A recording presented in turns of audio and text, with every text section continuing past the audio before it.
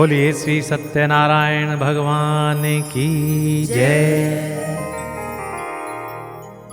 मेरे प्यारे भाई और बहनों, प्रिय भक्तों, श्री सत्यनारायण व्रत कथा महात्म्य का द्वितीय अध्याय आरंभ करते।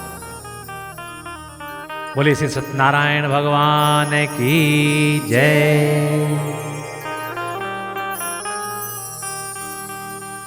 ब्रह्म ऋषि और भगवान का यह पवित्र संवाद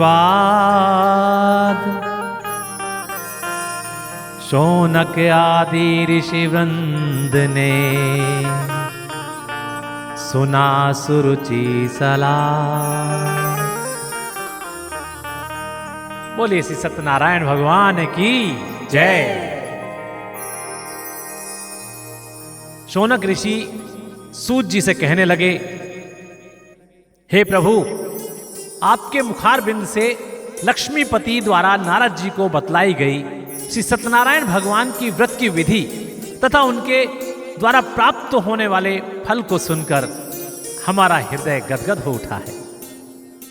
प्रभु, इस प्रकार तो सत्य का व्रत रखकर कलयुग में मनुष्य सरलता से अपना मनवांछित फल प्राप्त कर सकता है।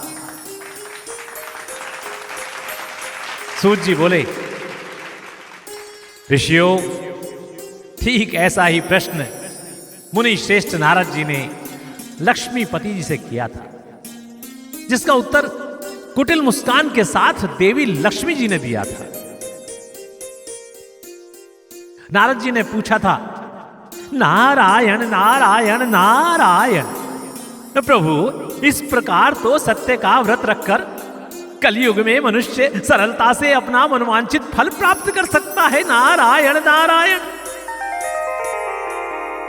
लक्ष्मी जी बोली, मुनि श्रेष्ठ, कलयुग में सत्य का व्रत रखना, सत्य का आचरण करना उतना सरल नहीं होगा जितना आपको दिखाई दे रहा है, क्योंकि कलयुग में मनुष्य का मुख्य कार्य पर निंदा होगा, मुख्यतः स्त्रियों का। जब तक स्त्रियां सासू की बहू से, बहू की सास से, अड़ोसी की पड़ोसी से और पड़ोसी की दूसरों से निंदा नहीं कर लेंगी, तब तक उनका भोजन नहीं पचेगा। कलयुग में सत्ता का दुरुपयोग बढ़ जाएगा, भ्रष्टाचार चारों ओर व्याप्त होगा, सत्ता, धन व भूमि के लिए आपसी कलेश का बोलबाला होगा। अपनी भाषा, जन्मभूमि, देश तथा वृद्ध माता पिता का अनादर व अपमान करना सम्मान का सूचक कहलाएगा। अब आप ही सोचिए मुनि श्रेष्ठ, जहां हर ओर माया के लिए हाय हाय, मेरा मेरा के लिए युद्ध,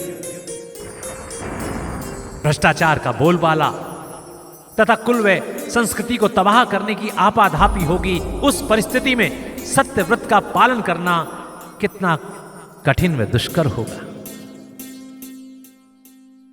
नारद जी दुखित होते हुए बोले, नारायण नारायण, अर्थात मनुष्य के कष्टों का निवारण संभव नहीं प्रभु। सूत जी कहते हैं कि लक्ष्मीपति ने मुस्कुराते हुए नारद जी की बात को बीच में ही काटकर कहा, संभव है नारद।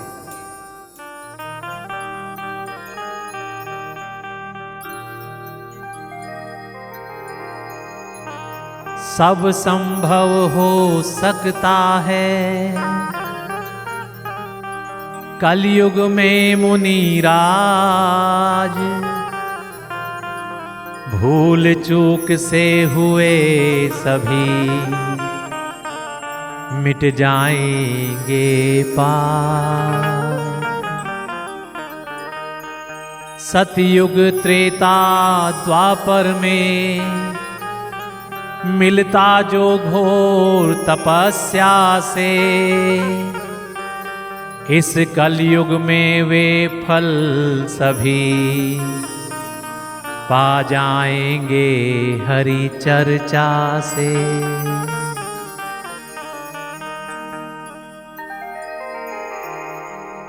विष्णु भगवान बोले, अवश्य संभव है। इन परिस्थितियों के पश्चात भी सत्य व्रत का पालन करना पूर्णतः संभव है मुनि श्रेष्ठ। मुनिवर, सतयुग, त्रेता युग, द्वापर युग में जो फल जप तप, नेम धर्म, योग तथा घोर तपस्या द्वारा प्राप्त होता था, वही फल कलयुग में जीवों पर दया करके, वृद्धों का सम्मान करके, जिह्वा को वश में रखकर, गरीबों को दान देकर, सकारात्मक सोच तथा प्रबल आत्मविश्वास के द्वारा प्राप्त किया जा सकता है। सूत जी बोले, नारद जी की प्रसन्नता का कोई ठिकाना नहीं रहा। अति प्रसन्न होकर वो बोले, नारायण नारायण नारायण। हे भगवान, अर्थात जीवों पर दया करके प्रेम और मुक्ति को पाया जा सकता है, जिह्वा को वश में रखकर सुख और शांति मिल सकती है, गरीबों को दान देकर धन धान्य और संपत्ति प्राप्त की जा सकती है, और सकारात्मक सोचकर निश्चित और उज्जवल भविष्य मिल सकता है, और वृद्धों का सम्मान करके भक्त इस जन्म में सौभाग्य तथा संतान द्वारा प्रतिष्ठा व सम्मान और अंत में मोक्ष को प्राप्त हो सकता है। नारायण नारायण नारायण। विष्णु भगवान बोले, हे मुनिवर, और इन सबका केंद्र बिंदु होगा सत्य व्रत का पालन करना। देवी लक्ष्मी, ये सभी सुख सरलता से प्राप्त हो सकते हैं यदि मनुष्य माह में एक दिन के लिए धर्मपरायण होकर सत्य व्रत का पालन करे। नारद जी सोचते हुए बोले, नारायण नारायण भगवान, माह का ये एक दिन तो श्री सत्यनारायण भगवान की महिमा का गुणगान करने में ही निकल जाएगा। आप धन्य हैं प्रभु, आप धन्य हैं। इस घोर कलयुग में मनुष्य को प्रेम, मुक्ति, सुख, शांति, धन धान्य, संपत्ति, पुत्र प्रतिष्ठा और मोक्ष, कितना सरल उपाय सुझाया है आपने प्रभु। आप निश्चित ही धन्य हैं। आपको कोटि कोटि नमन करता हूं, आपको कोटि कोटि नमन करता हूं, स्वीकार करे प्रभु। सूत जी कहते हैं कि ये कहते हुए मुनि नारद की आंखों में आंसू छलक आए और लक्ष्मी नारायण को बारंबार दंडवत प्रणाम करने लगे। सूत जी से सत्य व्रत की महिमा सुनी अपार, कलयुग में मुक्ति के लिए कर जीवों पर उपकार। कलयुग में सुख शांति हेतु रखे जिह्वा पर अधिकार, मोक्ष प्राप्ति के लिए करे मात पिता का सत्कार। बोलिए सत्यनारायण भगवान की जय।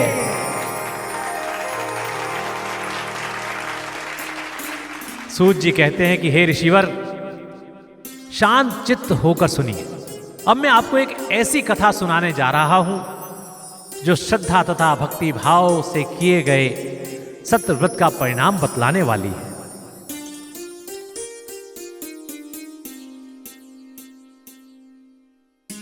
शौनकादि ऋषि ने कहा कि हमारी सुनने की इच्छा है,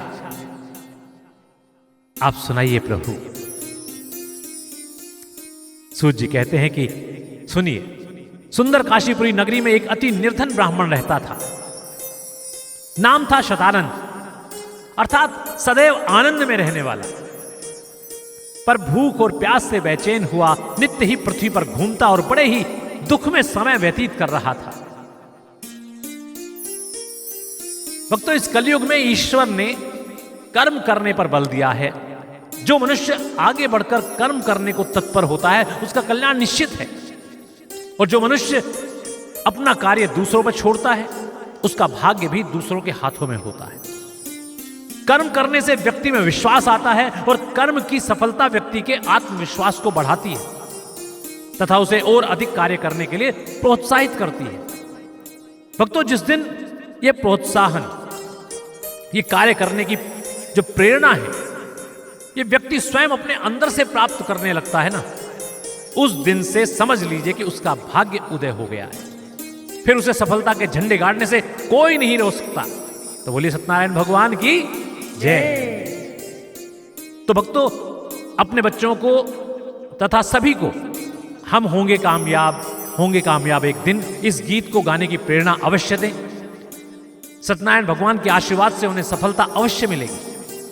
मनुष्य को कर्म पर विशेष ध्यान देना चाहिए, जिससे मनुष्य का जो विश्वास है और आत्मविश्वास जो है वो बढ़ता है और सफलता निश्चित मिलती है। भक्तों, लक्ष्य की प्राप्ति के लिए कर्म बहुत जरूरी है, और जिसकी कमी थी शतानंद में, कर्म की कमी के कारण उनका आत्मविश्वास क्षीण हो चुका था।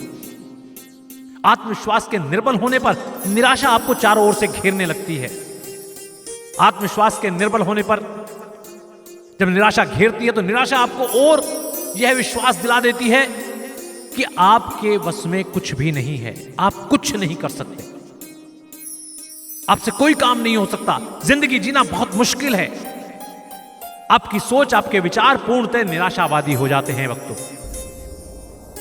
अर्थात नकारात्मक सोच, जो कि इस कलयुग में सबसे बड़ा अभिशाप है।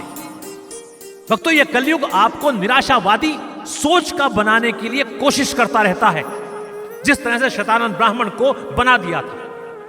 कैसे? आइए जानते हैं शतानंद महाराज के उनके खुद के मुंह से क्या सोच रहे हैं।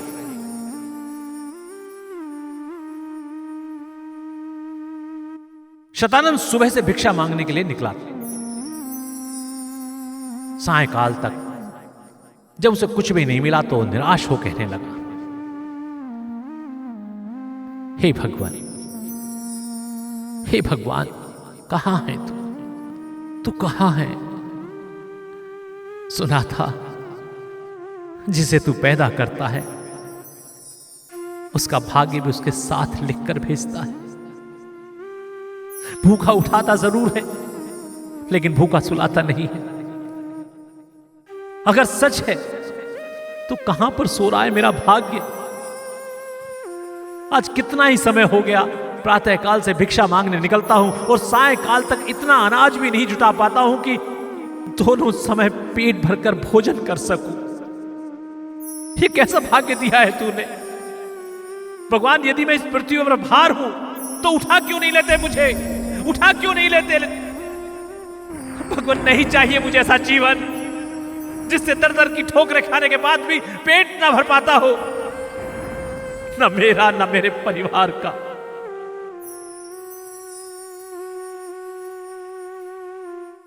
भक्तों, माताएं बहनें सदैव इस तरह की परिस्थिति में द्रवित होती हैं, जैसे कि मैं यहां देख रहा हूं, क्योंकि स्त्री जाति का हृदय बहुत कोमल होता है।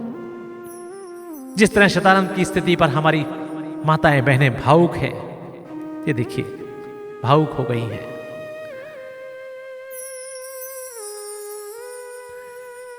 उसी तरह से बैकुंठ लोक में माता लक्ष्मी भी भावुक हो उठी थी तथा उन्होंने नारायण से गुहार लगाई, हे नाथ, हे दीनदयाल, ये ब्राह्मण बहुत समय से कष्ट, अपना पेट तक नहीं भर पाता, इसके सभी बंधु बांधवों ने इसे अकेला छोड़ दिया है। मुझसे इसका कष्ट अब देखा नहीं जाता प्रभु। कृपा कर इसका उद्धार करें स्वामी। विष्णु भगवान ने समझाते हुए कहा, देवी, कलयुग में उद्धार केवल कर्म करने से ही हो सकता है। तो लक्ष्मी जी ने कहा, लेकिन कर्म तो वो कर रहा है प्रभु। देखिए ना, प्रातःकाल से भिक्षाटन के लिए निकलता है और संध्या होने पर घर लौट कर आता है। विष्णु भगवान जी ने पुनः समझाते हुए कहा,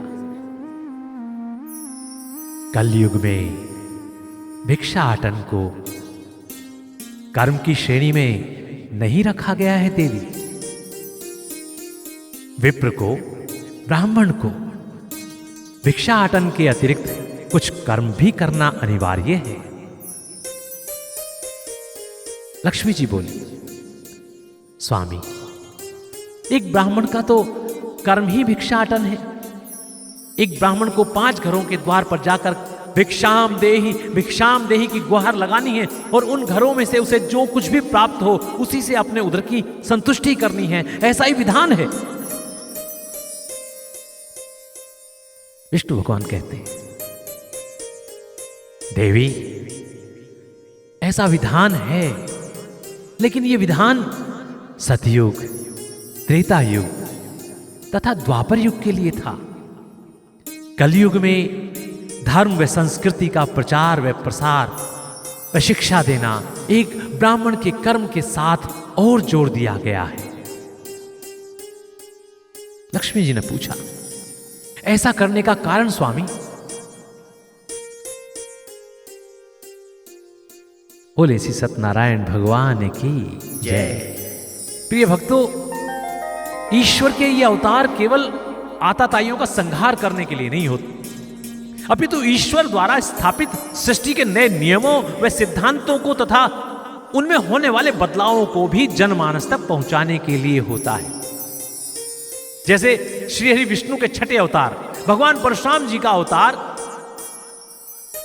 आताताई सहस्त्रार्जुन के वध के अतिरिक्त मातृदेवो भव, पितृदेवो भव, गुरुदेवो भव, अतिथि देवो भव, इनकी स्थापना करना मुख्य कार्यों में था उनके, तथा समाज में उन लोगों के प्रति स्पष्ट संदेश देना था कि सामर्थ्यवान थे, उन्हें आगे से गुरु, गौ, ब्राह्मण, स्त्री व आश्रितों की रक्षा करने का प्रण लेना होगा, जो भी सामर्थ्यवान है उनको। इसी तरह पुरुषोत्तम भगवान श्री रामचंद्र जी पर एक पत्नी धर्म निभाने का संदेश तथा अपने पिता, माता व भाइयों के प्रति कैसा स्नेह व व्यवहार करना चाहिए, शत्रु यदि श्रेष्ठ हो तो उसका भी सम्मान करना चाहिए, यह संदेश देना था। इसके पश्चात श्री कृष्णचंद्र गीता का उपदेश देना महत्वपूर्ण था उनके लिए, तो महात्मा बुद्ध जी व गुरु नानक जी को शांति तथा सेवा का भाव महत्वपूर्ण संदेश देना आवश्यक था। तो भगवान विष्णु जी के कहने पर कि एक विप्र को भिक्षा के साथ शिक्षा देने का अतिरिक्त भार भी सौंप दिया गया है, तब लक्ष्मी जी ने उनसे ऐसा करने का कारण पूछा। तब विष्णु भगवान जी ने समझाया, देवी, कलयुग में पग पग पर धर्म की हानि होगी और संस्कृति का ह्रास होगा। शिक्षकों द्वारा गुरुओं का अपमान होने से शिक्षा का स्तर गिरेगा। जब जब धर्म की हानि होती है, संस्कृति का ह्रास होता है, तो प्रलय आती है और पृथ्वी रसातल में धंस जाती है। पृथ्वी को इस महाविनाश से बचाने के लिए ही, धर्म की हानि और संस्कृति का ह्रास होने से बचाने के लिए ही ब्राह्मणों पर कर्म का ये अतिरिक्त भार डाला गया है। लक्ष्मी जी इस पर संतुष्ट नहीं हो पाई। उन्होंने विष्णु जी से पूछा, हे प्रभु, ऐसे और कौन कौन से विधान हैं जिन्हें कलयुग के लिए विशेष तौर पर बनाया गया है? कृपा करके बताइए। आप भी ध्यान से सुनिएगा दर्शकों। विष्णु जी बोले, हे देवी, कलयुग में सत्य का सबसे बड़ा मान होगा। आदर सत्कार हो, गुणगान हो या फिर कोई कर्म, सब में सच्चाई होनी चाहिए। कलयुग में सच्चाई के साथ किए गए कार्य, कर्म का फल सहस्त्रों हजारों यज्ञों के बराबर होगा। भक्तगण कार्य को सच्चाई के साथ तथा प्रबल इच्छा शक्ति के साथ करेंगे तो मोक्ष निश्चित है। जैसे कि आज शतानंद की गुहार में मोक्ष की प्रबल वेदना है, इच्छा दिखाई दे रही है। लेकिन देवी, जिस प्रबल इच्छा से यह मृत्यु मांग रहा है, यदि उसके एक अंश मात्र की इच्छा शक्ति को भी यह कार्य करने में लगाता तो इसका भाग्य इस तरह नहीं सोता। क्योंकि आज इसे सच्चे मन से मुझे पुकारा है। अतः आज इसके दुखों का निवारण करने के लिए इसे एक उपाय अवश्य बताऊंगा। लक्ष्मी जी ने आश्चर्य के साथ पूछा, उपाय प्रभु? आप स्वयं क्यों नहीं दूर कर देते हैं उसके कष्ट? विष्णु भगवान बोले, नहीं देवी, यह कलयुग है और यहां जो जैसा करेगा वैसा भरेगा, यह निश्चित है। मैं तो किसी के द्वारा उपाय बता सकता हूं, उसके बाद यदि यह श्रद्धा व परिश्रम से कार्य करता है तो इसे परिणाम अवश्य मिलेगा। और हां, परिणाम में देर सवेर भी इसके कर्म की सच्चाई पर निर्भर होगी। लक्ष्मी जी बोली, मैं समझ गई प्रभु, आपकी लीला अपरंपार है प्रभु। बोले श्री सत्यनारायण भगवान की जय।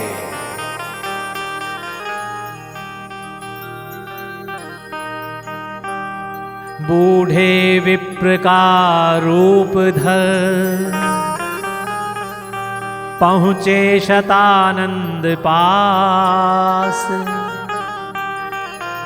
भविष्य तुम्हारा उत्तम है, मन में जगाई आस।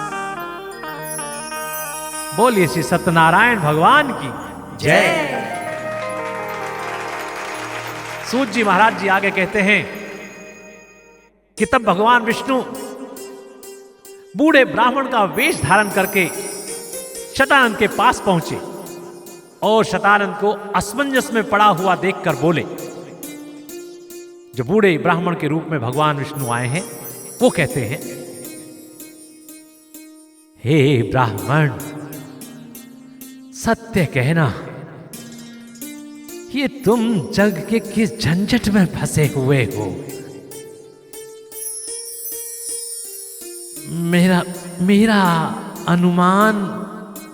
मेरे अनुमान के अनुसार तो तुम पर निर्धनता का संकट गहराया हुआ है। हे ब्राह्मण, तुम किसी भी प्रकार का वो संकोच सोच विचार मत करो। मुझे बताओ, क्या पता मैं इसका कोई उपाय सुझा सकूं। सूत जी कहते हैं कि पहले तो अपनी दशा बतलाने में शतानंद को बड़ा संकोच हुआ, किंतु भगवान के समझाने के बाद वो बोला। शतानंद कहता है, मुझे भिक्षा मांगने के लिए धनी को, जिधर मालदार लोग रहते हैं, उनके पास जाना चाहिए कि नहीं? मैं इसी उहापोह में हूं। अगर गया तो निश्चय ही वो मुझे मेरी स्थिति को देखकर प्रताड़ित करके धक्का मारकर भगा देंगे और भिक्षा भी नहीं देंगे और समय भी व्यर्थ जाएगा। बूढ़ा ब्राह्मण का रूप जब भगवान विष्णु ने रखा था वो बोलते हैं, और यदि नहीं गए तो क्या यहां पर भिक्षा मिलेगी? शतानंद हंसते हुए कहता है, आदरणीय, आप भी कैसा उपहास करते हैं। यहां तो भिक्षा कहां से मिलेगी? यही तो झंझट है। जाऊं तो भी भिक्षा नहीं मिलने वाली और ना जाऊं तो भी हाथ खाली। बूढ़े ब्राह्मण के रूप में विष्णु भगवान जो थे वो बोले, परंतु एक बात तो है विप्र बंधु, यदि जाते हो तो एक आस अवश्य बंधती है कि तुम्हें कुछ मिल भी सकता है, और यही आस ही व्यक्ति को सफलता की ओर ले जाती है बंधु। भक्तों, परम आदरणीय श्री विवेकानंद जी ने भी कहा है कि कार्य की असफलता इस बात का द्योतक है कि कार्य पूर्ण निष्ठा लगन के साथ नहीं किया गया, अन्यथा कोई भी कार्य निष्फल नहीं होता।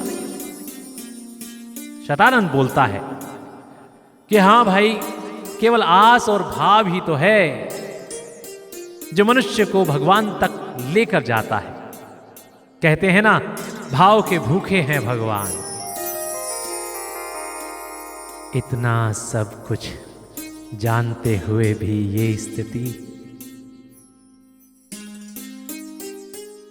तुम तो शास्त्रों के ज्ञाता हो सदानंद, उनका प्रचार क्यों नहीं करते? शतानंद बोला, भैया कहने के लिए तो मैं शतानंद हूं, अर्थात सदैव आनंद में रहने वाला, किंतु भगवान साक्षी है कि मैंने कभी सपने में भी आनंद की अनुभूति तक नहीं की। अगले दिन भोजन की चिंता हर पल सताती रहती है। ना जाने मेरा भाग्य अभी तक कहां सो रहा है। ब्राह्मण के रूप में आए भगवान विष्णु ने कहा, मित्र, दुखी क्यों होते हो? स्मरण रहे, दुख के बाद ही सुख आता है, सुख प्राप्त होता है।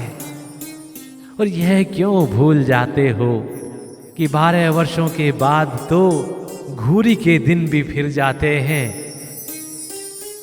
जहां कूड़ा डाला जाता है, जिसे गांव में कूड़ी भी कहा जाता है, उसके दिन भी फिर जाते हैं। मेरे दिन कब फिरेंगे भगवान?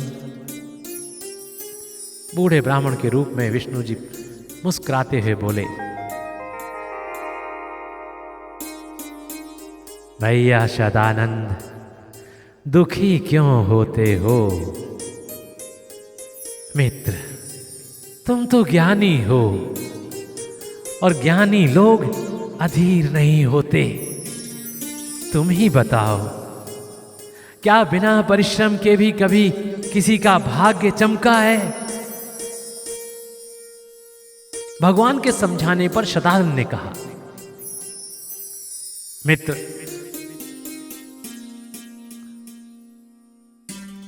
परिश्रम तो मैं बहुत करता हूं, मुझे परिश्रम करने में कोई आपत्ति भी नहीं है।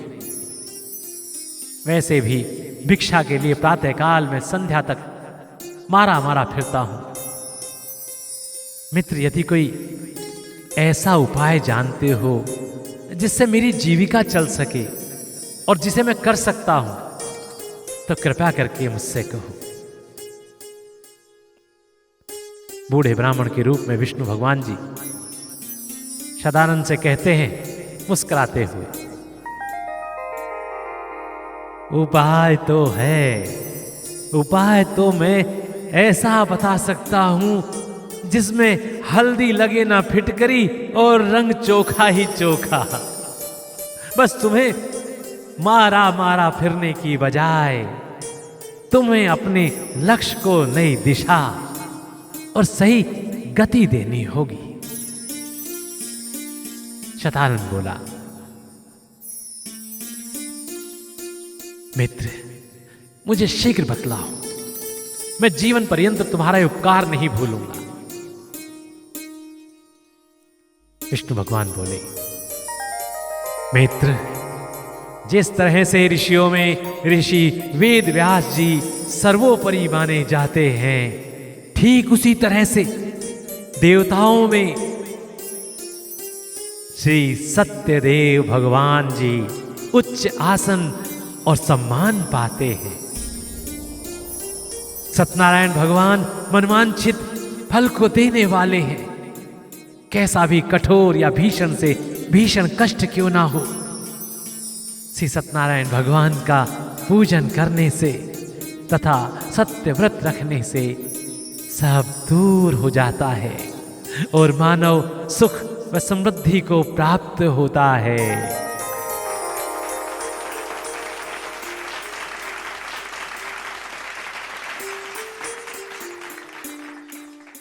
बोले श्री सत्यनारायण भगवान की जय। शतानंद ब्राह्मण द्वारा पूछने पर कि श्री सत्यनारायण के पूजन की क्या विधि है तथा इस व्रत का क्या विधान है, यह सब बताकर बूढ़े ब्राह्मण के रूप में आए भगवान विष्णु अंतर्ध्यान हो गए।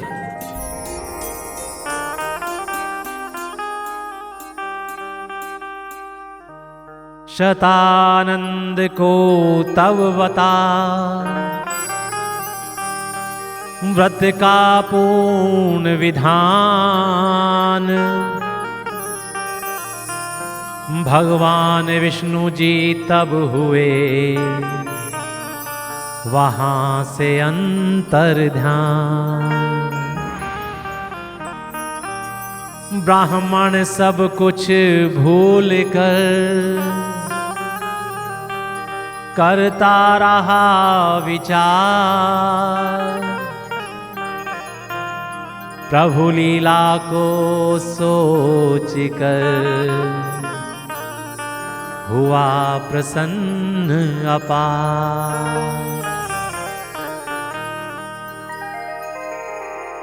शतानंद स्वयं से कहने लगा कि हो न हो यह स्वयं नारायण ही थे जो मुझ निर्धन पर कृपा करने के लिए आए थे। अतः मुझे इन वृद्ध ब्राह्मण के रूप में आए भगवान के बताए मार्ग पर चलना चाहिए, जिससे मुझे मुक्ति अवश्य मिलेगी।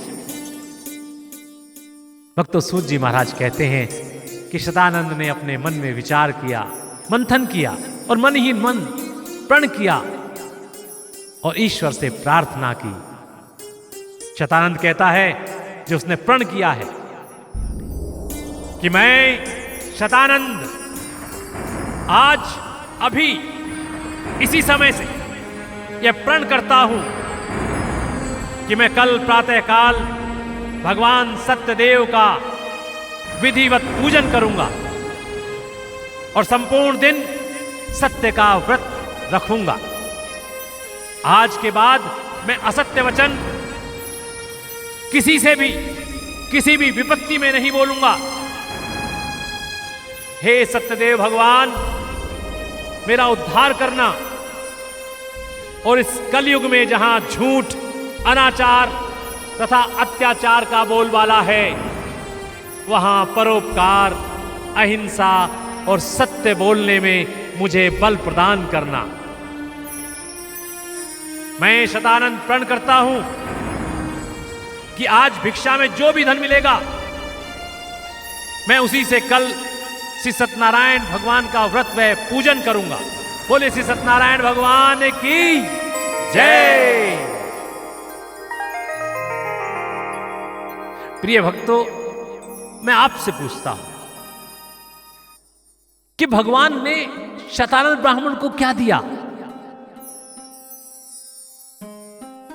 चलिए मिलकर विचार करते हैं और इस निष्कर्ष पर पहुंचने का प्रयास करते हैं कि इस कथा में भगवान ने सबसे पहले श्री सत्यदेव के सुमिरन प्रचार प्रसार के लिए विप्रबंधु अर्थात शतानंद को ही क्यों चुना, क्या किया? भगवान ने सबसे पहले शतानंद के निराशा से भरे हुए जो निराशावादी विचार थे उनको दूर करके उसे आशावादी बनाया, जिससे उसकी सोच में बदलाव आया। सोच नकारात्मक नेगेटिव से सकारात्मक पॉजिटिव हो गई। उसके बाद उसमें विश्वास पैदा किया, उसके आत्मविश्वास को बढ़ाया, उसमें निर्णय लेने की क्षमता को बल दिया और लक्ष्य बनाकर चलने की समझ दी। भक्तों, जब आप लक्ष्य बनाकर उत्साह से भरकर कार्य करने का निर्णय लेते हैं तो आपकी ज्ञानेंद्रियां आपकी कार्य करने की सफलता में आने वाले रोड़ों, पत्थरों को, बाधाओं को कैसे हटाया जाए इस ओर सोचना शुरू कर देती है। आपको रातों को नींद नहीं आती। शतानंद अपने संकल्प तथा अपनी सकारात्मक सोच के साथ अगले दिन के व्रत का निश्चय कर जैसे ही आगे बढ़ा, भगवान सत्यनारायण की माया से प्रेरित होकर एक गाय भागती हुई आई थी और घबराई सी पास की एक झोपड़ी में घुस गई। कुछ देर बाद 3-4 गुंडे, जल्लाद जैसे व्यक्ति भागते हुए पहुंचे जो गाय को ढूंढ रहे थे। भक्तों, उनके हाथों में तेज धार वाले हथियार थे, जिन्हें देखकर शतानंद को समझने में देर नहीं लगी कि ये कसाई हैं जो गाय को काटकर उसका मांस भक्षण करना चाहते हैं। उन्होंने आकर शतानंद से पूछा कि क्या इधर कोई गाय आई थी? शतानंद मना करना चाहते थे जिससे गाय उनको ना मिल पाए, लेकिन अभी अभी उन्होंने सत्य बोलने का प्रण लिया था। इसे ही सोचते हुए उनका सिर हां में हिल गया। अजब विकट परिस्थिति आ गई शतानंद के सामने कि अभी तो प्रण लिया है और अभी मुझे झूठ बोलना पड़ रहा है। तो वो नहीं बोल गया, उसने हां में से हिला दिया कि हां आई। यह सुनकर कसाईयों ने उसे आकर घेर लिया और आगे पूछा, तो बताओ वह गाय कहां है, किस तरफ गई? अब शतानंद परेशान हो गए, परेशान होते कि सच्चाई बताकर सत्यव्रत का पालन करें, भले ही गाय काट दी जाए, या झूठ बोलकर गाय को बचाकर अपने ब्राह्मण तथा मनुष्य होने के कर्तव्य का पालन करें। अंत में उन्होंने झूठ बोलकर गाय के प्राण बचाना उचित समझा और कसाईयों को दूसरे रास्ते पर भेज दिया, जिससे गौ माता की जान बच गई। भक्तों, लेकिन गौ माता के लिए अपने द्वारा बोले गए झूठ के कारण शतानंद पश्चाताप कर रहे थे, साथ ही चिंतित भी हो रहे थे कि इतना समय व्यतीत हो गया लेकिन अभी तक भिक्षा मिलने की कहीं कोई व्यवस्था नहीं हो रही है, दिखाई नहीं दे रहा है। और अगर भिक्षा नहीं मिली तो सत्यदेव जी का जो कल मैं व्रत में पूजन करने जा रहा हूं वो कैसे किया जाएगा? भगवान सत्यदेव की माया से एक साहूकार जो कुछ देर से सब कुछ देख रहा था, माया देखिए ईश्वर की, मतलब ऐसे भी करते हैं तो ऐसे भी करते हैं, जब उन्हें परीक्षा लेनी होती है। और भक्तों, ये निश्चित जान लो, यहां जितने भी लोग आप बैठे हुए हैं, जो ईश्वर को जितना भजता है, जिसकी श्रद्धा ईश्वर में ज्यादा है, अधिक होती है, उसी की परीक्षा ईश्वर ज्यादा लेता है। ये समझ लीजिएगा आप बात, सत्य कह रहा हूं। जो ईश्वर को मानता ही नहीं उसकी क्या परीक्षा? क्योंकि ईश्वर आपको चाहते हैं, आपको अपने में मिलाना चाहते हैं, इसलिए वो आपकी परीक्षा लेते हैं आपके सत्य की, कि आपके अंदर का सत्य कितना है। तो भगवान सत्यदेव की माया से एक साहूकार जो कुछ देर से ये सब कुछ देख रहा था, शतानंद के पास आया और उन्हें एक पपीते का फल देते हुए कहा। साहूकार कहता है, हे प्रिय बंधु, मैं ये पपीते का फल मंदिर में चढ़ाने जा रहा था, लेकिन आपकी मानवता, इंसानियत तथा जीवों के प्रति आपका स्नेह देखकर यह फल मैं आपको दान करना चाहता हूं, कृपया करके स्वीकार करें। सतानंद तो पहले से ही किसी भी प्रकार के दान के मिलने की प्रतीक्षा कर रहे थे। वे साहूकार की विनती को सुनकर प्रसन्न हो गए और उन्होंने साहूकार को इच्छा अनुसार आशीर्वाद दिया। ये एक विप्र का धर्म है, एक ब्राह्मण का धर्म है कि यदि आप कोई किसी से दान ले रहे हैं तो उसकी इच्छा पूछें, वो किस इच्छा से कर रहा है, और ये आशीर्वाद उसे अवश्य दें कि उसकी वो इच्छा पूर्ण हो, क्योंकि आप दान ले रहे हैं तो उसको संतुष्टि मिलेगी और निश्चित उसकी इच्छा पूर्ण होगी यदि आपने भाव के साथ उसको ऐसा कहा। तो उन्होंने साहूकार को इच्छा अनुसार आशीर्वाद दिया, जिस इच्छा से साहूकार फलदान कर रहा था उसकी इच्छा पूर्ति का आशीर्वाद देकर वह फल स्वीकार कर लिया। पूरे दिन घूमने पर भी शतानंद को और कुछ नहीं मिला दान में। इस झूठ बोलने के प्रकरण से शतानंद का मन बड़ा विचलित हो गया। उसके मन में अंतर्द्वंद मचा हुआ था कि यह सब क्या हुआ। आज ही व्रत ब्राह्मण के बताने पर अपने भाग्य को उदय करने के लिए सत्यव्रत का पालन करूंगा ऐसा संकल्प लिया था, और आज ही झूठ बोलकर मैंने स्वयं ही भगवान सत्यनारायण का अपमान कर दिया। और यही कारण है कि आज मुझे पूरे दिन भिक्षा में एक फल के अतिरिक्त कुछ भी प्राप्त नहीं हुआ। एक पपीते के फल से मैं भला कल भगवान सत्यदेव का पूजन कैसे करूंगा। और इन विचारों के कारण उसे रात्रि में नींद नहीं आई।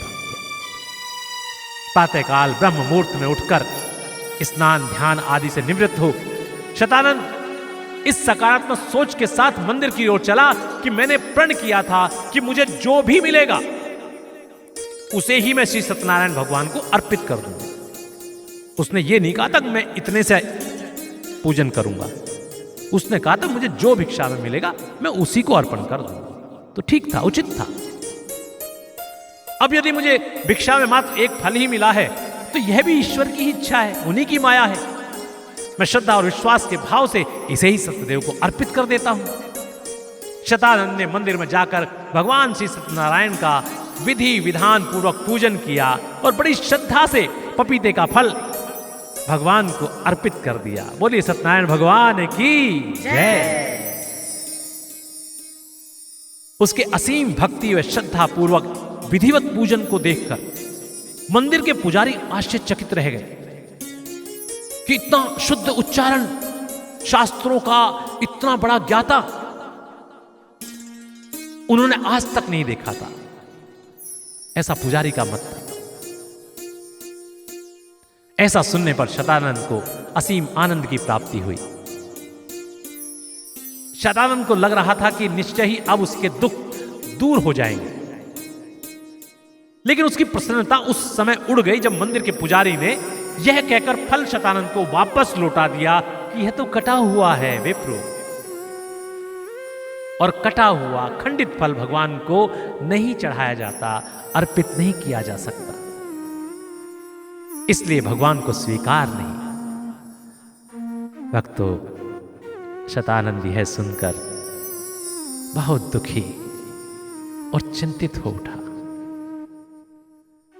दुख यह सोचकर कि भगवान ने कल बोले गए झूठ के कारण उनकी पूजा को स्वीकार नहीं किया, और चिंतित यह सोचकर कि आज की पूजा अभी बेकार जाएगी यदि दक्षिणा के रूप में कुछ भी नहीं चढ़ाया तो, क्योंकि उसके पास तो दक्षिणा के लिए मात्र यही फल था। ऐसा सोच सोचकर शतानंद रोने लगा, विलाप करने लगा कि अब वे क्या करें। शतानंद रोता हुआ, विलाप करता हुआ देखकर वैकुंठ लोक में माता लक्ष्मी का हृदय भी भाव विभोर हो गया। उनके भी अश्रु छलक आए भक्तों। तब माता लक्ष्मी ने मीठे शब्दों में लक्ष्मी नारायण से प्रार्थना की। लक्ष्मी जी कहती हैं, हे नाथ, अब आप और कितनी परीक्षा लेंगे इस बेचारे निर्धन ब्राह्मण की। इसका विलाप अब और सहन नहीं होता। अब आप प्रसन्न हो जाइए प्रभु। भगवान विष्णु तो भगवान विष्णु है भक्तों। वो कहते हैं कि क्यों, क्या हुआ देवी? मैं तो प्रसन्न ही हूं इसकी भक्ति से। लक्ष्मी जी कहती है, हे नाथ, क्यों आप मुझे भी छलना चाहते हैं? पहले जाकर उस निर्धन ब्राह्मण को सत्यदेव का व्रत करने के लिए, पूजन करने के लिए मार्ग बताकर आते हैं, फिर अगले ही पल अपनी माया से गौ माता को भेजकर उसे धर्म संकट में डाल देते हैं, उसे झूठ बुलवाकर उसे अपने सत्यव्रत से डिगा देते हैं। बेचारे ने भिक्षा में मिलने वाले धन से सत्यदेव का व्रत से पूजन करने का संकल्प लिया, तो आपने उसे भिक्षा में मात्र एक फल के कुछ भी नहीं दिलाया, और उसने विश्वास कर आपके द्वारा वृद्ध ब्राह्मण के रूप में बताए गए मार्ग पर आगे बढ़ते हुए जब श्रद्धा और भक्ति भाव से पूजन कर दक्षिणा में वही फल आपको चढ़ाया, तो आपने उसे भी अस्वीकार कर दिया।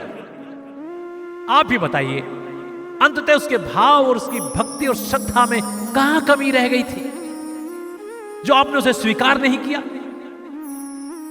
क्यों आप उसे और सता रहे हैं भगवान? आप क्यों अप्रसन्न हैं? क्या उसके झूठ बोलने के कारण? भगवान विष्णु मुस्कुराते हुए बोले, नहीं देवी, आप भ्रम में हैं। हम बिल्कुल भी शतानंद से अप्रसन्न नहीं हैं, बल्कि हमने जो परीक्षा के लिए अपनी माया से गोमाता को भेजा था, उस परीक्षा में तो शतानंद पास हुआ है। क्योंकि ऐसा बोला गया झूठ, ऐसा बोला गया असत्य जिससे किसी का जीवन बचाया जा सके, फिर चाहे वह कोई छोटा सा जीव या जंतु ही क्यों ना हो, ऐसा झूठ सत्य से भी बड़ा हो जाता है। कलयुग में जीवों पर दया, उनका संरक्षण सतयुग के सहस्त्र यज्ञों के फल से भी अधिक होता है। लक्ष्मी जी बोली, प्रभु, यदि ऐसा था तो आपने उसके इस अच्छे कर्म का फल उसे क्यों नहीं दिया? नारायण ने हंसते हुए कहा, दिया तो था देवी, इतना बड़ा पपीते का फल देखा नहीं कितना बड़ा था, दोनों हाथों से भी उठाया नहीं जा रहा था, कठिन हो रहा था शतानंद को। लक्ष्मी जी अप्रसन्न होते हुए कहती है, इतना बड़ा फल, लेकिन था तो फल ही। एक तरफ कहते हैं कि जीव का जीवन बचाना बहुत बड़ा धर्म है, और उसका परिणाम मिला एक फल पपीता। हमें तो आपकी माया समझ में नहीं आती भगवान, स्वयं ही फल देते हैं और वही फल स्वीकार भी नहीं करते। नारायण ने मुस्कुराते हुए कहा, अरे कैसे स्वीकार कर सकते हैं देवी? उस फल के अंदर साहूकार के द्वारा दिए गए गुप्त दान का धन जो है, यदि हम वह फल स्वीकार कर लेंगे तो वह धन शतानंद को कैसे मिलेगा? लक्ष्मी जी आश्चर्यचकित होकर पूछती हैं, क्या? हे प्रभु, आपकी लीला अपरंपार है। आपने अपने भक्त को उस सत्य का, जिसे वह बोला गया झूठ समझ रहा है, उसके भक्ति भाव श्रद्धा पूर्वक किए गए व्रत का, पूजा का इतना बड़ा फल दिया। आप धन्य हैं प्रभु, आप धन्य हैं। और एक वो मूर्ख है कि उस फल को वापस पाकर भी रो रहा है, विलाप कर रहा है। ऐसा क्यों प्रभु? उस निर्धन के साथ ऐसा खेल क्यों खेल रहे हैं? देखिए देखिए, वो फल को मंदिर में छोड़कर छुपता हुआ जा रहा है। लक्ष्मी नारायण दुखी होते हुए बोले, यह सब उसके भाग्य का खेल है देवी, यह सब उसके कर्मों का फल है। उसका भाग्य अभी जागा ही नहीं है, क्योंकि उसकी सोच अभी भी नकारात्मकता लिए हुए है। मनुष्य को कलयुग में सफल होने के लिए पूर्णतः सकारात्मक सोच का होना अति आवश्यक है। लक्ष्मी जी प्रार्थना करती है, हे नाथ, उसे रोकिए, कुछ ऐसा कीजिए जिससे वो फल उसी को प्राप्त हो। नारायण कहने लगे, ठीक है देवी, प्रयास करता हूं। तो सूत जी कहते हैं कि भगवान की माया से मंदिर के पुजारी ने फल को लाकर शतानंद को देते हुए कहा कि भक्त, जिस भक्ति भाव से तुमने भगवान की पूजा की है, वही भगवान को प्रसन्न करने के लिए बहुत है। अब ये खंडित फल चढ़ाकर उस पूजा को व्यर्थ मत करो। शतानंद के पूछने पर कि इस फल का मैं क्या करूंगा, तो पुजारी ने कहा कि काट कर फलाहार ही कर लेना, कम से कम पेट तो भर जाएगा, वैसे भी तुम सुबह से भूखे हो। शतानंद ने फल ले लिया।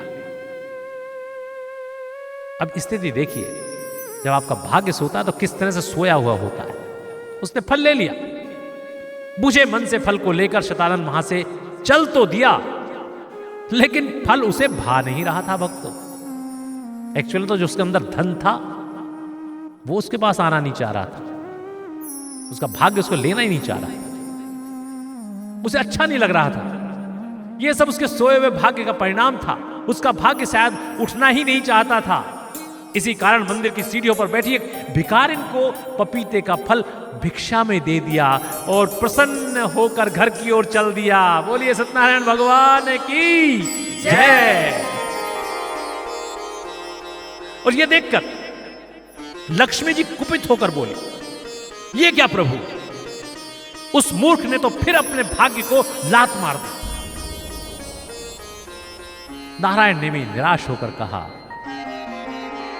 देवी, कलयुग में मनुष्य कई बार इस तरह की परिस्थितियों में फंस जाता है जब उसके मन और मस्तिष्क में टकराव की स्थिति उत्पन्न होती है।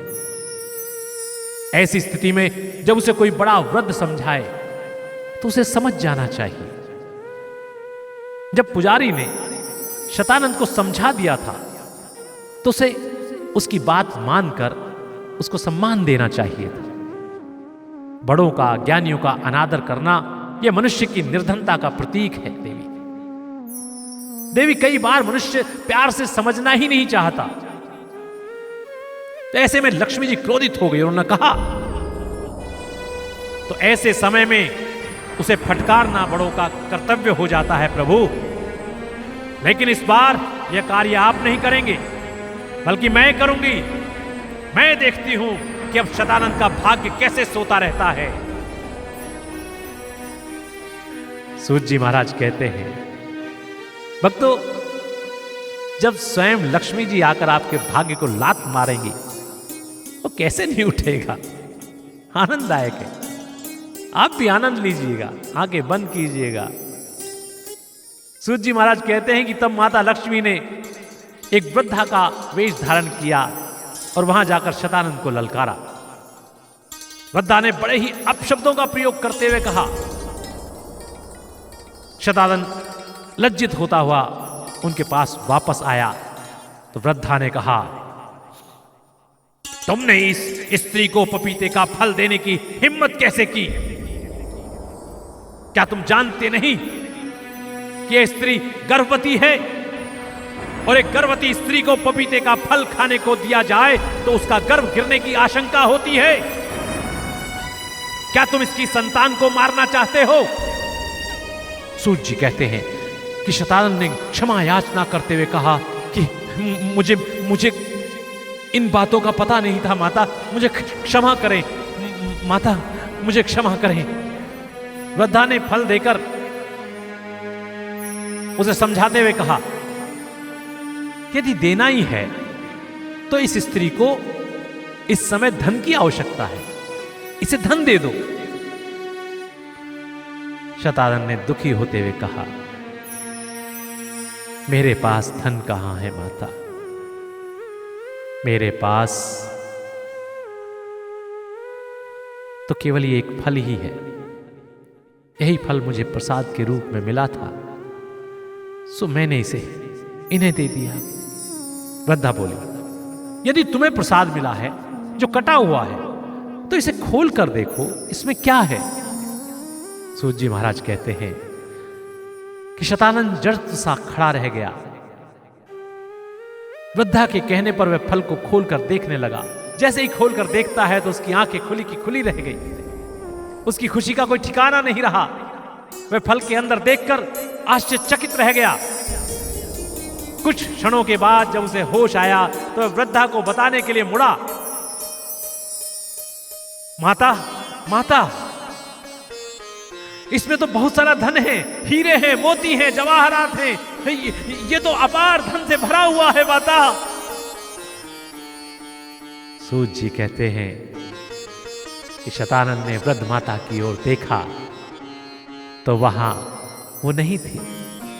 तब शतानंद ने भिखारी स्त्री की ओर देखा तो वो भी वहां नहीं थी। दोनों अंतर्ध्यान हो चुके थे। बोलिए लक्ष्मी माता की जय। भक्तों, शतानंद को समझने में देर नहीं लगी कि यह सब कुछ सत्यनारायण भगवान की कृपा से हुआ है। तब शतानंद ने मंदिर में जाकर प्रसन्न होकर पुजारी जी को उनकी दक्षिणा दी और प्रसन्न हो अपने घर को चला। बोलिए श्री सत्यनारायण भगवान की जय। भक्तों, देखा आपने सत्यदेव का प्रताप। निश्चय ही सत्यदेव को केवल भाव के भूखे हैं। भगवान सत्यनारायण केवल भाव के भूखे हैं। भक्ति भाव से फल का स्मरण करके, फल की इच्छा मन में रखकर भी यदि आप सत्यदेव का पूजन व्रत करने का मात्र प्रण भी करेंगे तो भी आपकी मनोकामनाएं पूर्ण हो जाएंगी। भक्तों, आप सब लोग एक प्रयास करके देखें। आप एक संकल्प लेके देखें अपनी इच्छा पूर्ति के लिए। मन में किसी इच्छा को रखें और भगवान सत्यनारायण का व्रत और पूजन का संकल्प लें और फिर देखिएगा चमत्कार। भगवान सत्यनारायण किस प्रकार से आपकी इच्छाओं को पूर्ति करते हैं।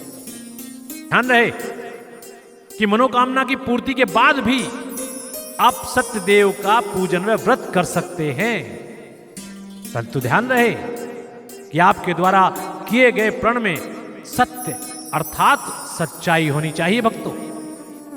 और मनोकामना की पूर्ति के बाद अपने वचन, अपने प्रण, अपने संकल्प को निभाना आवश्यक है। भक्तों, भाव के बिना भगवान को पाना असंभव है। सूत जी कहते हैं कि हे मुनिवरों, उस भिक्षा में मिले धन से शतानंद ब्राह्मण पूजन की सामग्री ले आया और बंधु बांधवों के साथ तथा पड़ोसियों के साथ पूर्ण श्रद्धा व निष्ठा के सहित श्री सत्यनारायण भगवान का पूजन व कीर्तन किया उसने। उसके बाद वे हर माह संक्रांति तथा पूर्णिमा के दिन व्रत व पूजन करने लगा तथा दूसरों के यहां कराने लगा। साथ ही लोगों को विपरीत परिस्थिति में भी सत्य बोलने के लिए प्रेरित करने लगा। समाज पर भी उनके प्रवचनों का प्रभाव पड़ने लगा। भक्तों, समाज में सत्य बोलने के प्रति जागरूकता आई। समाज में चोरी चकारी तथा भ्रष्टाचार पर अंकुश लगने लगा। धीरे धीरे शतानंद के इस प्रयास का पता राजा को लगा तो राजा ने भी शतानंद को राज दरबार में बुलाकर सम्मानित किया भक्तों, जिससे शतानंद का सम्मान बढ़ गया तथा सत्यदेव का पूजन कराने से उसकी कीर्ति दिनों दिन चारों ओर फैलने लगी। उसे भिक्षा मांगने की आवश्यकता नहीं रही। अब दूर दूर से उसके पास सत्यदेव के पूजन कराने के निमंत्रण आने लगे। भक्तों, ये था आपके उस प्रश्न का उत्तर कि भगवान ने एक विप्र को ही यह कार्य क्यों सौंपा। क्योंकि विप्र को पूजा अनुष्ठान आता था। वो जानता था कि किस प्रकार से व्रत का संकल्प लिया जाता है, किस तरह से पूजा का अनुष्ठान किया जाता है। इसीलिए विप्र को यह कार्य सौंपा सत्यनारायण भगवान ने, क्योंकि वो ही उसका प्रचार प्रसार कर सकता था। यदि वो किसी अन्य को सौंपता तो शायद ये सफलता प्राप्त नहीं होती। तो अब दूर दूर से उसके पास सत्यदेव के पूजन कराने के निमंत्रण आने लगे। भिक्षा बंद कर दिए उसने। अब एक तरह से उसका ये कार्य हो गया। सत्यदेव की कृपा से यहां धन्य धान की वृद्धि होने लगी। उसके सब मनोरथ पूर्ण हो गए तथा उन सबके भी साथ में भगवान ने उन सबके भी मनोरथ पूर्ण कर दिए। जहां जहां वे पूजन कराते थे उनके भी मनोरथ पूर्ण होने लगे, जिससे उन्हें दक्षिणा में अतिरिक्त गुप्त धन भी प्राप्त होने लगा। क्योंकि क्या होता है कि जब आपका कार्य सफल हो जाता है, आपको सफलता मिल जाती है, आपकी इच्छा की पूर्ति हो जाती है, तो आप अधिक दान करते हैं, गुप्त दान भी आप करते हैं। आजकल आपने देखा भी होगा कि वो बालाजी का मंदिर हो शिरडी के साईं बाबा का मंदिर हो या अनेक मंदिर, इतना चढ़ावा आता है, क्योंकि जब ईश्वर आपकी मनोकामनाएं पूर्ण कर देते हैं तो आप गुप्त दान देते हैं, और वो गुप्त दान इतना होता है जिसकी हद नहीं, जिसे गिनने के लिए मशीनें लानी पड़ती हैं। ऐसा ही सोचिए कि शतानंद ब्राह्मण के साथ में भी हुआ। उसके यहां धन धान्य की वृद्धि होने लगी, उसके सब मनोरथ पूर्ण हो गए, तथा उन सबके भी जहां जहां उसने पूजन कराए थे, और इसकी वजह से उन्हें दक्षिणा में अतिरिक्त गुप्त धन प्राप्त होने लगा। और अभी तक जो निर्धन शतानंद था, अब वो शतानंद महाराज हो गया। मुनियों, आज भी पृथ्वी पर जो इस व्रत में पूजन को करेगा, सब पापों से छूट जाएगा तथा मोक्ष को प्राप्त होगा। बोले श्री सत्यनारायण भगवान की जय। इसके पश्चात सूत जी बोले कि हे ऋषियों, अब मैं और क्या कहूं। ऋषि बोले, हे प्रभु, शतानंद ब्राह्मण से सुनकर किस किसने इस व्रत को किया, यह सब हम सुनना चाहते हैं। इसके लिए हमारे मन में श्रद्धा है। तो सूत जी बोले, उचित है, सुनाता हूं, क्योंकि उन्हें भी आनंद आ रहा था और आपको भी आनंद आ रहा है, तो ध्यान से सुनिए। एक समय शतानंद ब्राह्मण धन और ऐश्वर्य के साथ बंधु बांधवों सहित श्री सत्यदेव भगवान का व्रत पूजन कर रहा था। इतने में एक लकड़ी बेचने वाला बूढ़ा लकड़हारा अपने बेटे के साथ लकड़ियों का बोझ अपने सिर पर उठाए उधर ही आ निकला। प्यास के कारण दोनों का गला सूखा जा रहा था। बच्चे ने अपने पिता से पानी मांगा तो लकड़हारे ने कहा, नहीं बेटा, बेटा थोड़ा और सब्र करो, बस थोड़ा सा और सब्र करो। यही कहीं मेरे बहुत पुराने मित्र शतानंद की कुटिया है, जो भिक्षा मांगकर अपना जीवन व्यापन करते थे। वे हमारी तरह निर्धन हैं, इसलिए उनके यहां से हमें पानी अवश्य मिल जाएगा। बेटा कहने लगा, पिताजी, ये इतने बड़े बड़े महल हैं, क्या उनके यहां पानी नहीं होता है? उनसे पानी मांग लेते हैं। बहुत प्यास लगी है, कंठ सूखा जा रहा है पिताजी। लकड़हारे ने कहा, नहीं बेटा, कैसी बातें कर रहे हैं? ये तो बड़े अमीर लोगों के महल हैं। ये बड़े लोग तो हम जैसे निर्धनों से घृणा करते हैं बेटा। पानी पिलाना तो दूर, हमारे जैसे निर्धन व जरूरतमंद लोगों से ये बात करना भी पसंद नहीं करते बेटे। बेटा, वहां जो लोग बैठे हैं, मैं उन लोगों से पूछता हूं। ए भाई कृपा करके बस इतना बता दो कि यहीं कहीं एक निर्धन शतानंद ब्राह्मण रहते थे, वे कहां मिलेंगे? वे कहां रहते हैं, जानते हैं तो कृपया बता दीजिए।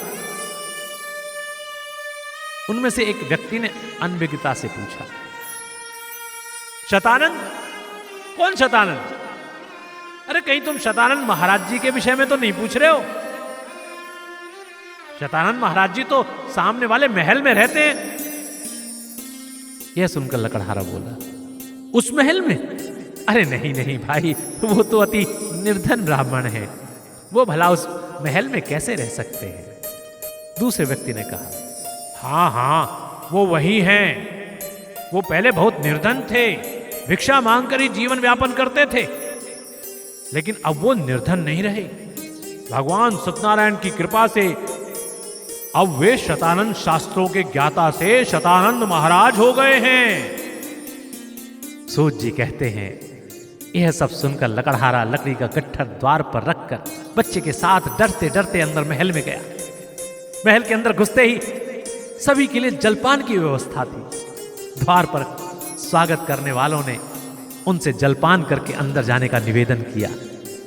झिझकते हुए उन्होंने जलपान ग्रहण किया और अंदर गए, जहां उन्होंने सामने शतानंद को बैठे हुए देखकर अति प्रसन्न, बहुत प्रसन्नता हुई, तथा उन्हें पूजा करते हुए देखकर, पूजा में मग्न देखकर बच्चे के साथ चुपचाप वहीं बैठ गए।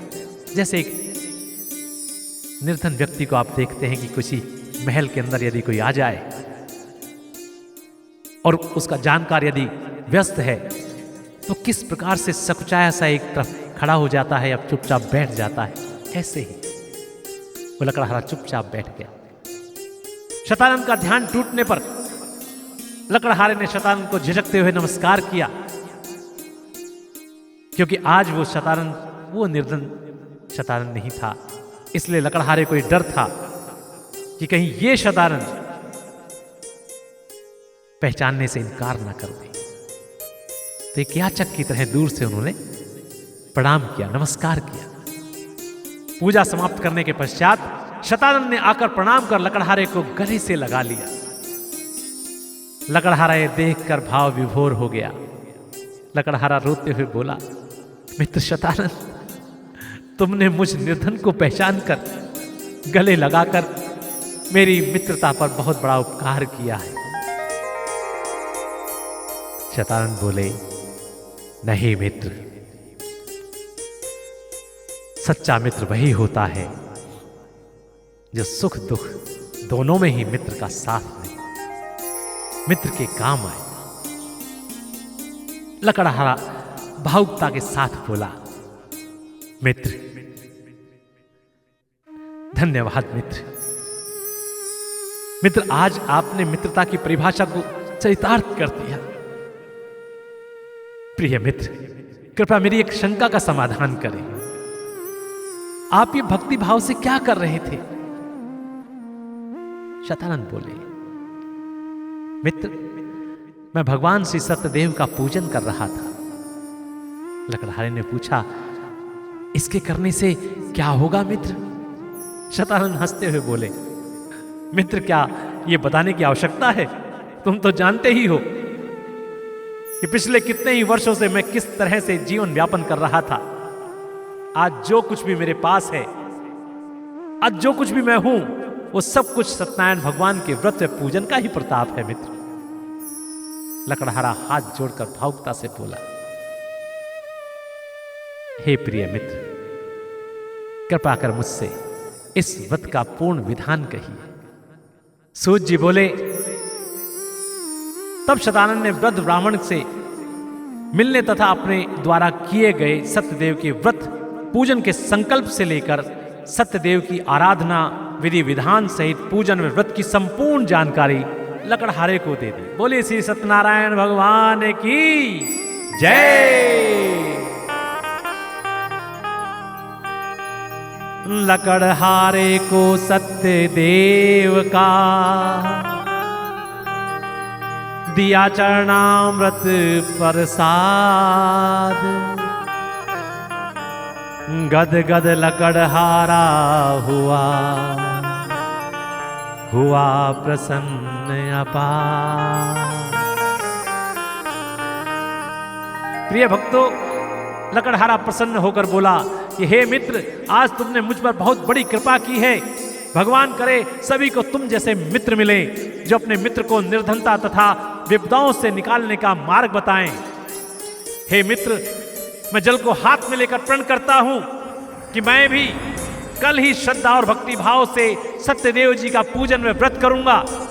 आज मुझे ग्राम में लकड़ी बेचने से जो धन मिलेगा वह सब सत्यदेव के पूजन पर अर्पण कर दूंगा। ऐसा विशुद्ध संकल्प कर वह लकड़हारा नगर की हाट बाजार में गया। वहां से उन लकड़ियों के दाम सत्यदेव की कृपा से दूने चौगने मिले, साथ ही और बहुत सा धन मिलने की आशा भी हो गई। बोले श्री सत्यदेव भगवान की जय।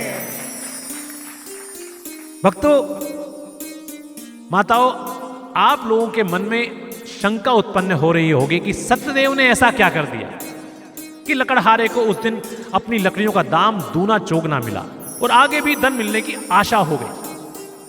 भक्तों, ये आपके द्वारा पूछे गए अगले प्रश्न का उत्तर है। आइए जानते हैं कैसे। भक्तों, लकड़हारा अपने बच्चे के साथ लकड़ी के 2 गट्ठर लेकर नगर हाट में गया। एक बड़ा गट्ठर था जो स्वयं लाया था और दूसरा जो उसका बच्चा लेकर आया था, छोटा सा गट्ठर था, छोटा सा। सभी लोग अपनी अपनी वस्तुओं को लेकर बेचने के लिए आए थे। बच्चे ने कभी भी इतने सारे लोग एक साथ नहीं देखे थे। ये सब देखकर आश्चर्यचकित हो रहा था और थोड़ा डर भी रहा था बच्चा, जिससे उसने अपने पिता का हाथ पकड़ रखा था। जैसा अक्सर हाट बाजार में, मेलों में जाते हैं गांव के लोग, तो बच्चा माँ बाप का हाथ पकड़ के रखता है कि कहीं छूट ना जाए। अचानक वहां पर एक साहूकार भी आ पहुंचा। यह वही साहूकार था जो लगातार उस लकड़हारे से पिछले बहुत वर्षों से प्रतिमाह लकड़ियां ले रहा था। वो साहूकार भी आ, वो लकड़ी का एक बड़ा गट्ठर उठाकर देख ही रहा था कि तभी श्री सत्यनारायण भगवान की कृपा से राज ज्योतिषी हाट बाजार में आ पहुंचे। उन्हें राजमहल में हवन कराने के लिए चंदन की सूखी व अच्छी किस्म की सुगंध वाली लकड़ियों की आवश्यकता थी। वे यकायक लकड़हारे के पास से आती सुगंध को पहचान कर रुक गए। जहां लकड़हारा बैठा हुआ था लकड़ी के गट्ठर लेके, वहां से जा रहे थे, उन्होंने देखा सुगंध आई उन्हें और वो रुके। राज ज्योतिषी ने बड़ी विनम्रता से कहा, लकड़हारे, क्या ये चंदन वन की लकड़ियां हैं? लकड़हारा घबरा गया, क्योंकि गरीब आदमी पहली बार हाट बाजार में आया था। और वो कौन? राज ज्योतिषी, राजा के लोग, उनको देख के तो वैसी घबराहट होती है। और उस पे भी लकड़हारे से जब प्रश्न कर लिया गया तो उसके तो हाथ पैर ढीले हो गए।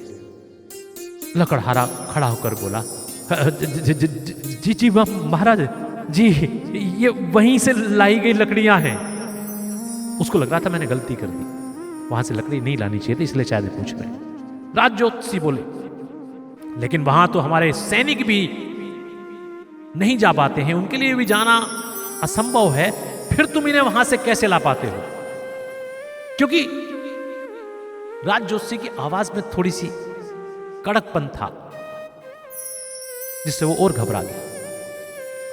लकड़हारा हाथ जोड़कर बोला, महाराज, मैं तो एक साधारण सा लकड़हारा हूं। प्रतिदिन साधारण जंगल में जाकर लकड़ियां काट लाता हूं और यहां हाट में आकर बेच देता हूं। ये तो इन सेठ जी की इच्छा का फल है। बहुत वर्षों पहले इन्होंने ही चंदन वन जाकर वहां से चंदन की लकड़ियां लाने का आग्रह किया था। तब से मैं प्रति माह एक गट्ठर चंदन की लकड़ी लाकर सेठ जी को दे देता हूं। क्यों सेठ जी? सेठ जी सकबगा गए और बोले, हाँ जी महाराज, मैं अपने पूर्वजों की आत्मा की शांति के लिए इन्हीं लकड़ियों के द्वारा प्रतिमाह हवन कराता हूं। राज ज्योतिषी प्रसन्न होकर बोले, ये तो बहुत ही अच्छी बात है भाई, हमें भी राजभवन में हवन कराने के लिए ऐसी लकड़ियों की तलाश है। लकड़हारा प्रसन्न होकर बोला, महाराज, अहो भाग्य जो मैं महाराज के कुछ काम आ सकूं। देखिए ना महाराज, मेरे लिए कितना अच्छा दिन है कि मेरे साथ आज मेरा बेटा भी आ गया। इस कारण मैं आज 2 लकड़ियों के गट्ठर लेकर आया हूं। भगवान करे आप दोनों की आवश्यकता पूर्ण हो जाए। यदि एक ही गट्ठर होता तो मैं आज हाट बाजार नहीं आता और आपसे नहीं मिल पाता। सीधा सेठ जी के यहां ही लकड़ियों का गट्ठर दे आता और मुझे राजमहल की सेवा करने का अवसर नहीं मिलता महाराज। ज्योतिषी जी ने कहा, अर्थात तुम्हारा पुत्र तुम्हारे लिए बहुत भाग्यशाली है। लकड़हारे, बताओ कौन सा गट्ठर ले सकता हूं और क्या दाम होगा उसका? लकड़हारा बोला, दान की बात करके आप मुझे लज्जित ना करें महाराज। आप मेरी लकड़ियों से राजमहल में हवन कराएंगे, हमारे लिए तो यही बड़े सौभाग्य की बात होगी। ज्योतिषी जी ने समझाते हुए कहा, नहीं वत्स, बिना धन व दक्षिणा दिए किया गया कोई भी धार्मिक अनुष्ठान निष्फल होता है। धार्मिक अनुष्ठान तभी फलीभूत होता है जब कर्ता अर्थात अनुष्ठान कराने वाले उन वस्तुओं का उचित मूल्य तथा परिश्रम का उचित पारिश्रमिक श्रद्धा भाव के साथ चुकाता है। साहूकार ने कहा, महाराज आप उचित कहते हैं, आप ये बड़ा वाला गट्ठर ले लीजिए और मैं ये छोटा वाला गट्ठर ले लेता हूं। ज्योतिषी ने कहा, सेठ जी जैसा आप उचित समझे। तो आपने इस बड़े गट्ठर का कितना मूल्य तय किया था? मैं उतना ही चुकता कर देता। लकड़हारे, बताओ इस गट्ठर के 2 स्वर्ण मुद्राएं उचित मूल्य होगा? लकड़हारा घबरा गया और बोला, नहीं नहीं नहीं महाराज। ज्योतिषी जी ने सोचा और सोचते हुए कहा, हम जानते हैं कि चंदन वन से लकड़ियां लाना सरल नहीं है। उन्हें लाने में जीवन भी जाने की आशंका होती है, जा भी सकता है। हमने तुम्हारे उस परिश्रम का दाम कम लगाया जिसे तुम हथेली पर रखकर ये लकड़ियां जहरीले सांपों के बीच में से लेकर आते हो। हम कम मूल्य आंकने के लिए क्षमा चाहते हैं। ये लो, एक बड़े गट्ठर के लिए 5 स्वर्ण मुद्राएं दे, अब तो उचित है। लकड़हारा ये सुनकर कांपने लगा और ज्योतिष जी का हाथ पकड़कर रोता हुआ बोला, महाराज मुझे क्षमा कर दीजिए, मुझे क्षमा कर दीजिए महाराज। मैंने आज ही सत्य बोलने का प्रण लिया है, अतः मैं अपने लाभ को देखकर असत्य नहीं बोलूंगा। महाराज मैंने स्वर्ण मुद्रा तो कभी सपने में भी नहीं देखी है, और इन तुच्छ लकड़ियों के दाम तो मात्र आना 2 आना है। आप चाहे तो सेठ जी महाराज से पूछ लीजिए, मैं पिछले कई वर्षों से ये लकड़ियां प्रतिमाह इन्हीं के लिए लेकर आता रहा हूं। सेठ जी पहले मुझे 1 आना देते थे, फिर मुझ पर उपकार करके इन्होंने 2 आना देना शुरू कर दिया, जिससे मेरा परिवार का लालन पालन बड़े आराम से हो जाता है। महाराज सेठ जी के आशीर्वाद के कारण ही मेरा परिवार सुखी है। सेठ जी आप कुछ बोलते क्यों नहीं है? बोलिए ना कुछ। सेठ जी ने झेपते हुए हामी भर दी। तब सेठ को देखकर कुछ समझते हुए राज ज्योतिषी जी ने कहा, ठीक है लकड़हारे, हम प्रसन्न हुए, क्योंकि जैसी लकड़ियों की तलाश में हम बहुत समय से घूम रहे थे वो आज तुम्हारे द्वारा हमें प्राप्त हो गई हैं। तो इस सफलता को ध्यान में रखकर प्रसन्न होकर हम तुम्हें 5 स्वर्ण मुद्राएं देते हैं। आज इन लकड़ियों का दाम तुम 5 स्वर्ण मुद्रा ही रखो, और आगे से तुम ये लकड़ियां राजमहल के लिए लाया करोगे। वैसे इन लकड़ियों के बड़े गट्ठर का दाम 2 आना नहीं है, अपितु 2 स्वर्ण मुद्राएं हैं। और रही बात सेठ जी की, तो सेठ जी आप इन लकड़ियों के छोटे गट्ठर का दाम लकड़हारे को 1 स्वर्ण मुद्रा के रूप में चुका दे। और जैसा कि लकड़हारे ने बताया और आपने भी माना कि आप इन लकड़ियों का जो दाम है वो 2 आने देते रहे हैं, अतः कल आप राज दरबार में आकर जितनी लकड़ियां तुमने अभी तक लकड़हारे से ली हैं उनका लेखा जोखा प्रस्तुत करें, क्योंकि इन लकड़ियों का दाम कम से कम 2 स्वर्ण मुद्राएं हैं।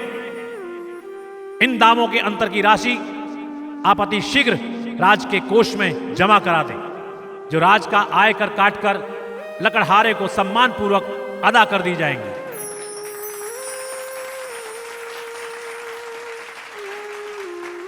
बोलिए श्री सत्यनारायण भगवान की जय।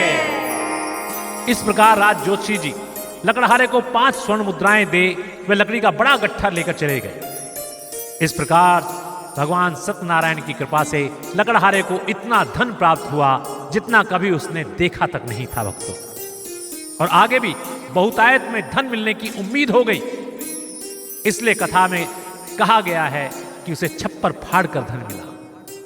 और ईश्वर की महिमा देखिए भक्तों कि आज उसे 2 स्वर्ण मुद्राएं राज ज्योतिषी ने और 1 स्वर्ण मुद्रा साहूकार ने दी, 3 स्वर्ण मुद्राएं मिली। और आगे धन मिलने का विश्वास मिला, क्योंकि ईश्वर जानते थे कि ये सीधे सज्जन लोग हैं, एक बार प्रण करने के बाद उससे पीछे नहीं हटते। जैसे शतानंद नहीं हटा था। तो आज जो इसे धन मिल जाएगा ये सारा का सारा अर्पित कर देगा। तो इसलिए आज उसे 3 स्वर्ण मुद्राएं मिली केवल, और अनेकों स्वर्ण मुद्राएं आगे के लिए मिलने की उम्मीद जगा दी। तो बोले श्री सत्यनारायण भगवान की जय। सूत जी बोले, लकड़ियों के द्वारा मिले दामों को लेकर लकड़हारा पुत्र सहित अति प्रसन्न हुआ। तब लकड़हारे ने सत्यदेव भगवान को बारंबार प्रणाम किया। फिर उसने सत्यदेव के पूजन की संपूर्ण सामग्री एकत्र की और अगले दिन शतानंद महाराज जी के द्वारा ही श्रद्धा और भक्ति भाव के साथ श्री सत्यनारायण भगवान का व्रत व पूजन कराया। अति प्रसन्न हो उन्हें दक्षिणा के रूप में स्वर्ण मुद्राएं दी। वह सारा वृतांत कह सुनाया। लकड़हारा शतानंद के चरणों में लौट गया, उन्हें मित्रता का धर्म निभाने के लिए साधुवाद दिया और निरंतर प्रतिमाह सत्यदेव महाराज का व्रत व पूजन करने के लिए संकल्प ले लिया। लकड़हारे ने एक शिष्य के रूप में गांव-गांव जाकर ऐसी व्यवस्था की कि जिससे शतानंद महाराज वहां सत्यदेव की महिमा का बखान करने लगे और सभी को सत्यदेव के व्रत व पूजन का महत्व बताने लगे। तो ईश्वर की लीला देखती आप कि पहले विप्र को बताया जिसको ज्ञान था, जिसे व्रत और अनुष्ठान कराना आता था, और दूसरा किसको बताया? फिर शूद्र को, लकड़हारे को बताया, क्योंकि वो जगह जगह जाके प्रचार कर सकता था कि शतानंद महाराज से आप सत्यनारायण व्रत कथा कराओ, जैसे मैं सुखी और संपन्न हो गया ऐसे आप लोग भी हो जाओगे। और वो प्रचार बहुत तेजी से हुआ, क्योंकि जब एक स्वयं व्यक्ति जो धन प्राप्त करता है ईश्वर की कृपा से, जब वो स्वयं बोलता है तो उसके मायने अलग होते हैं, उसमें विश्वास बहुत होता है। तो बोले श्री सत्यनारायण भगवान की जय। तो लकड़हारा गांव-गांव में जाकर ऐसी व्यवस्था की उसने जिससे शतानंद महाराज वहां सत्यदेव की महिमा का बखान करने लगे और सभी को सत्यदेव का व्रत पूजन करने का महत्व बताने लगे, जिसके प्रताप से अतिशीघ्र सत्यदेव के साथ उनकी प्रतिष्ठा भी चारों ओर फैल गई, जिसके प्रभाव से लकड़हारा धन धान्य ऐश्वर्य से युक्त हुआ और इस संसार में सुख भोग कर वैकुंठ धाम को चला गया। बोले श्री सत्यनारायण भगवान की जय। नीचे कुल वंश में जन्म लेने के बाद भी उसके कर्मों ने उसे उच्च कुल का वंश का बना दिया, क्योंकि कलयुग में वर्ण के स्थान पर कर्म की प्रधानता है। भक्तों, बोले श्री सत्यनारायण भगवान की जय। ऊंचे कुल धनवान का यहां नहीं कोई मान, सच्चे मन और भाव के भूखे हैं भगवान।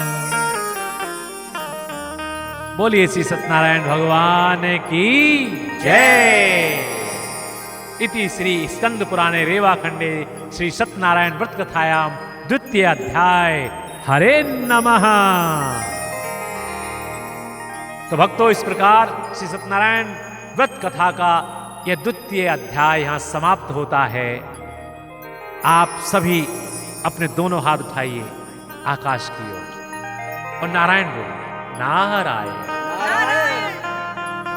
2 बार नारायण बोलेंगे। नारायण नारायण नारायण नारायण। अब महर्षि नारद का ध्यान करते हुए, हृदय में नारायण को बसाते हुए उन्हीं की तरह बोलेंगे 3 बार नारायण।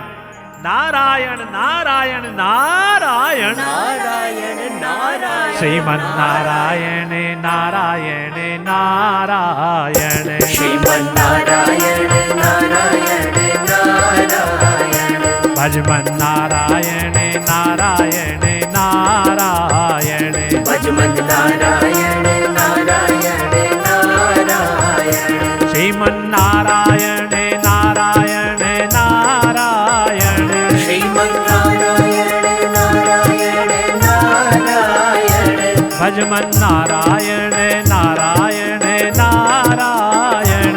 भजमन नारायण नारायण नारायण। श्रीमन नारायण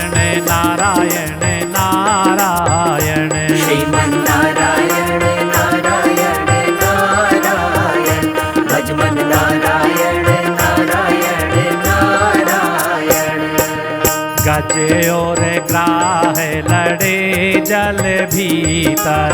गज और ग्राह लड़े जल भीतर। लड़ते लड़ते गज हारायण। लड़ते लड़ते गज हारायण।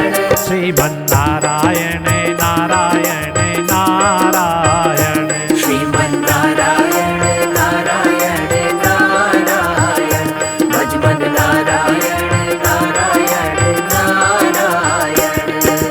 जो भर सूंड रही जल बाहर। जो भर सूंड रही जल बाहर।